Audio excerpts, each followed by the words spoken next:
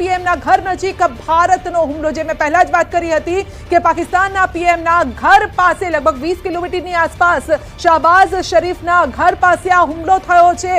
Firozpur road પર આ ડ્રોનથી હુમલો કરવામાં આવ્યો છે અને મેં પહેલા જ કહ્યું હતું કે પાકિસ્તાનના પીએમ બંકરમાં છુપાઈ ગયા છે એટલા માટે, કારણ કે પીએમના ઘર નજીક આ ભારતે હુમલો કર્યો છે। અને સિદ્ધાર્થ આપણી સાથે જોડાઈ ગયા છે। જી સિદ્ધાર્થ, પાકિસ્તાન કહેવાય છે ને કે અબ ક્યા હોગા તેરા, આગળ મારે નથી બોલવું, આ ડાયલોગ છે, પરંતુ શું થશે પાકિસ્તાનના પીએમનું હવે? સંધ્યા, વિચાર કરો કે જે દેશનો પીએમ સુરક્ષિત ના હોય એની જનતાને એના સેનાની શું હાલ થશે। જે રીતે આપણે વાત કરતા આવ્યા હતા, જે રીતની પરિસ્થિતિ છે, ભારતની એર ડિફેન્સ સિસ્ટમ કે જે એક નાગરિક સુધી પાકિસ્તાનની ગમે તેટલી મિસાઇલો આવી પહોંચવા ના દીધી, પરંતુ ભારતના ડ્રોન અને મિસાઇલ ક્યાં પહોંચી ગયા? પાકિસ્તાનના પીએમના ઘર પાસે। અને ભારતના જે ડ્રોનનો એટેક હતો એ આપ વિચાર કરો કે જો ડ્રોન એટેક હતો, પાકિસ્તાન પાસે તો ખૂબ જ સારી હથિયાર સિસ્ટમ છે, ડિફેન્સ સિસ્ટમ છે, air two air, surface two air defence system છે, તો એ બધી ક્યાં જતી રહી? જો પાકિસ્તાનના પીએમ સુરક્ષિત ના હોય તો આપ વિચાર કરીને ચાલો કે ત્યાંની સામાન્ય જનતા કઈ રીતે સુરક્ષિત હશે, ત્યાંની સેના કઈ રીતે સુરક્ષિત હશે। સિદ્ધાર્થ, અવાજ આવી રહ્યો છે પાકિસ્તાનથી, બચાવો બચાવો, બંકરમાંથી અવાજ આવી રહ્યો છે ને અન્ય દેશોના વડાઓ સાથે શાહબાઝ વાત કરી રહ્યા છે કે બચાવો બચાવો, પાકિસ્તાનથી સંભળાઈ રહ્યો છે મને, તમને સંભળાયો?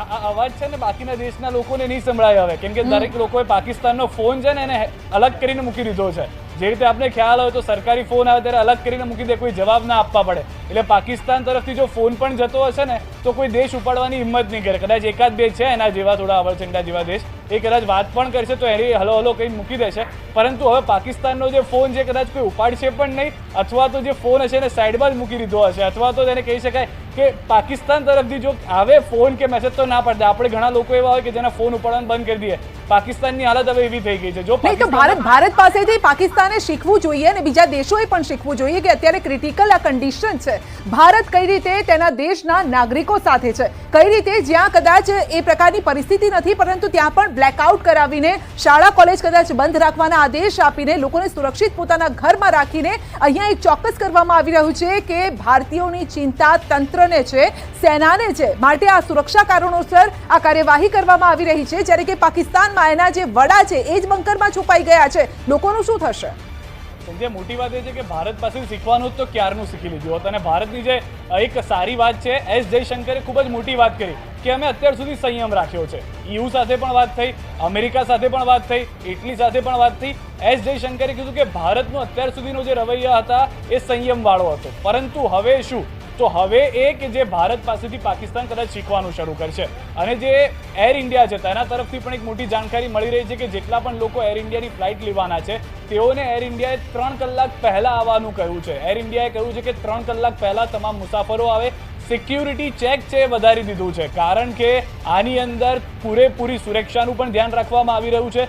બીજી એક મહત્વની વાત જે મળી રહી છે તે પ્રમાણે પાકિસ્તાનના પીએમના ઘર નજીક જે હુમલો કર્યો છે એ ભારતે અત્યારના જે જાણકારી છે, કારણ કે આપણે પહેલા પણ કહ્યું હતું કે તરત ને તરત કોઈ સમાચાર નહીં, જે એક્ટિવિટી થઈ ચૂકી છે એના થોડા સમય બાદ આપણે માહિતી આપીશું, તો તે પ્રમાણેની જાણકારી છે કે આ ઇન્ટેન્શનલ હુમલો હતો। આ કહેવામાં આવ્યું છે કે અમે ઘરમાં ઘૂસીને નહીં, અમે તો પ્રધાનમંત્રીના ઘરમાં ઘૂસીને પણ મારી શકીએ છીએ। આ ભારતીય સેનાની અને ભારતીય સરકારની તાકાત અને આ એના તરફથી કરવામાં આવેલી કાર્યક્ષમતા છે। બિલકુલ સિદ્ધાર્થ, સંધ્યા જે પ્રકારથી કહ્યું કે ભારત પાસેથી પાકિસ્તાને શીખવું જોઈએ કે કઈ રીતે આપણે આપણા નાગરિકોની સુરક્ષાને મોખરે રાખીએ છીએ, પરંતુ એ પણ કહેવું રહ્યું કે કઈ રીતે શીખે, કારણ કે શાહબાઝ શરીફ પોતે સુરક્ષિત તો નથી પરંતુ સંતાઈ ગયા છે, અને તેની સામે આપણી ભારતીય સેના હોય કે ભારતીય તંત્ર હોય તે સામે છાતી આવીને લડે છે, આપણી સુરક્ષા છે તેને લઈને સતર્કતા દાખવે છે અને મોખરે રહે છે।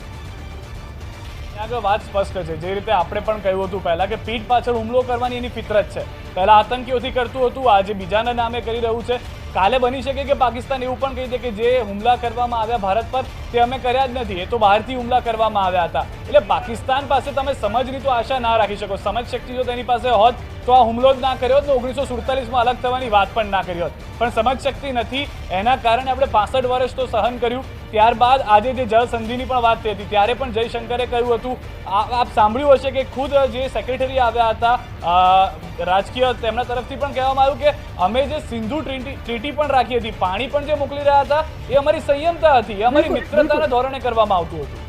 સિદ્ધાર્થ, પાણી કોઈને આપે કેટલો મોટો ઉપકાર કહી શકાય કે જે દેશનું પાણી તમે પીઓ છો એ દેશ સાથે તમે ગદ્દારી કરો છો, એટલે ઉપકાર માનવું તો દૂર રહ્યું, પરંતુ ગદ્દારી તમે જુઓ કેટલી છે. છે કે જ્યારે પાકિસ્તાન અલગ થયું ત્યારે ભીખમાં પણ આપણે 23 કરોડ રૂપિયા આપ્યા હતા. 1 કરોડ રૂપિયા લઈને ગયા, ભીખમાં લઈને ગયા અને દેશ બનાવવાની વાત થઈ હતી. એક તરફ ભારત છે, એક તરફ બલુચિસ્તાન છે. તાલિબાન તો તૈયારીમાં જ બેઠું છે. એટલે કાલે સવારની જે રીતે આપ અને સંધ્યા પણ વાત કરી રહ્યા હતા, હું સાંભળી રહ્યો હતો કે કાલ સવારે ખબર નહીં શું થાય, પાકિસ્તાનના કદાચ ટુકડા પણ થઈ ગયા હોય, અથવા તો ભારતીય સેના કરાચી અથવા લાહોરમાં જઈને ચા પીતી હોય, કોઈ કશું જ કહી ના શકાય. આ તો જે રીતે કર્નલ પણ અહીં પહેલા કહેતા હતા કે ભારતીય સેના ઈચ્છે તો આ કરી શકે છે, પરંતુ ભારતીય સેના હજી પણ કદાચ અથવા ભારત સરકાર હજી પણ એ ઈચ્છી રહી છે કે આ બાળક જે સમજી જાય, જે એનું કપૂત છે સમજી જાય કે અહીંયા આગળ શાળપણ ના હોઈ શકે. જો બાપ થઈ જશે તો તકલીફ થઈ જશે, અને કદાચ એના કારણે થોડા સમયમાં એવા પણ સમાચાર આવે કે મોટા બદલાવ પાકિસ્તાનની સેનામાં થઈ ગયા છે અથવા તો ત્યાંની સરકારમાં થઈ ગયા છે, તો પણ કદાચ આશ્ચર્યચકિત થવાની જરૂર નથી. બિલકુલ સિદ્ધાર્થ, અત્યારની જે પરિસ્થિતિ છે મને લાગતું નથી કે પાકિસ્તાન કંઈ પણ કરી શકે કે વિચારી શકે, કારણ કે શાહબાઝ શરીફની અત્યારે જે પ્રકારની પરિસ્થિતિ સંધ્યાએ પણ અત્યારે બતાવી કે તે બંકરમાં છુપાઈ ગયો છે, ઘરની પાસે હુમલા થઈ રહ્યા છે, તો તમે જસ્ટ વિચારો સિદ્ધાર્થ કે અત્યારે પાકિસ્તાન શું કરશે શું નહીં કરે તે કંઈ પણ રીતે વિચારવા માટે પણ સક્ષમ નથી, ન કે સેના, ન કે ત્યાંનું તંત્ર, ન કે ત્યાંના પ્રધાનમંત્રી. સ્વાભાવિક રીતે એ વાત તો સ્પષ્ટ છે કે પાકિસ્તાન જો વિચારવા માટે સક્ષમ હોત તો તેણે પહેલગામ હુમલો પણ ના કર્યો હોત, પોતાના જ આતંકીઓ પણ ના મોકલ્યા હોત, સેનાને પણ એ રીતે જ તૈયાર કરી હોત. અત્યારના જે F-17 તૂટીને આવી ગયા છે, જે F-16 તૂટીને આવી ગયા છે, એવું પણ કંઈ ના થયું હોત. પરંતુ આપણે જેમ પહેલાં પણ વાત કરી કે આ બુદ્ધિ વગરની જે હરકતો છે તેના માટે તે પંકાયેલું છે, તે કરતું રહેશે. પરંતુ ભારત જે છે સંયમ પ્રેમી દેશ છે, પરંતુ એ વાત પણ અહીંયા સ્પષ્ટ છે કે હવે જો તેઓએ શરૂઆત કરી છે તો ભારત મૂકશે નહીં. અને જે કર્નલ સાથે પણ આપ બંને વાત કરતા હતા, આપ અને સંધ્યા, ત્યારે તેમણે પણ કહ્યું હતું કે હવે હદ થઈ ચૂકી છે. પરંતુ અહીંયા આગળ તમામ દર્શકોને અને તમામ નાગરિકોને પણ એ જણાવી દે કે પેનિક થવાની જરૂર નથી. ભારતીય સેના છે, આપણે શાંતિથી સમજીને જે પણ સરકાર તરફથી સૂચન આવે છે તેનું પાલન કરવાનું. જી સિદ્ધાર્થ, એક અપડેટ મારી પાસે આવી રહ્યું છે, આપ ત્યાંથી કન્ફર્મ કરવાનો પણ પ્રયત્ન કરજો કે પાકિસ્તાનના જે આર્મી જનરલ અસીમ મુનીર, એ મોટો એક ચહેરો છે, તેમને હટાવવાની તૈયારી ચાલી રહી છે અથવા તો હટાવી દેવાયા છે, અને નવા જનરલ કોણ હશે તેને લઈને પણ એક નામ આવી રહ્યું છે. શમશાદ મિશ્રા હોઈ શકે છે નવા પાકિસ્તાનના આર્મી જનરલ. એટલે કદાચ જો આ વાત સાચી હોય તો પછી મોટી એ વાત હોઈ શકે છે કે પાકિસ્તાન સામે, એટલે ભારત સામે જો પાકિસ્તાન લડી ન શકે તો એવા વડાઓનું કોઈ કામ નથી.